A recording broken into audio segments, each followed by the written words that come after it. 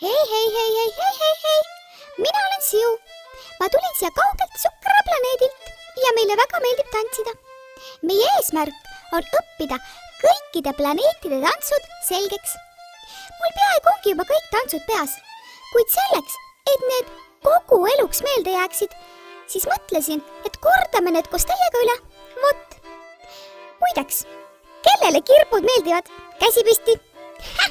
Mulle meeldivad kirbud.